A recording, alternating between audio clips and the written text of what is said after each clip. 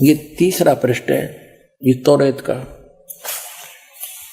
अब 26 में कहा कि फिर खुदा ने कहा हम इंसान को, यानी 5 दिन में जो सृष्टि रची वो कर दी, छठे दिन फिर खुदा ने कहा कि हम इंसान को अपनी सूरत पर अपनी सभी की मानिद बनाएं, और वे समुद्र की मछलियों और आसमान के परिंदों और चौपायों और तमाम जमीन पर और सब जानवरों पर जो जमीन पर रेंगते हैं इख्तियार रखे, उनसे समझदार हो। खाना नहीं लिखा है इसमें, आगे देखो। और खुदा ने इंसान को अपनी सूरत पर पैदा किया, अपने जैसा उत्पन्न किया, जैसा खुदा है। मनुष्य भी, खुदा भी मनुष्य जैसा हुआ। खुदा की सूरत पर उसको पैदा किया, नर और नारी करके उसने उनको पैदा किया। और खुदा ने उनको बरकत दी और कहा फूलो और बढ़ो और जमीन में मासूर हो, महकूम करो, और समुद्र की मछलियों और हवा के परिंदों और कुल जानवरों पर जो जमीन पर रेंगते हैं इख्तियार रखो।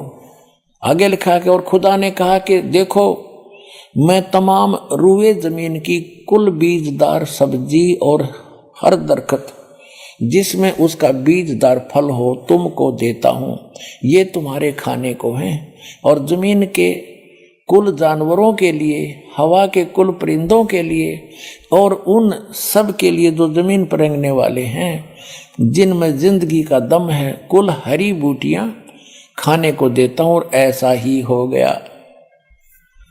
अपना आत्मा स्पष्ट कर दिया कि न तो किसी पशु को, ना पक्षी को, ना जलचर को, ना मनुष्य को उस अल्लाह ताला का आदेश नहीं है मांस खाने का। उन्होंने स्पष्ट कर दिया कि ये हरी सब्जी घास फूस दे रखा है तुम्हारे को।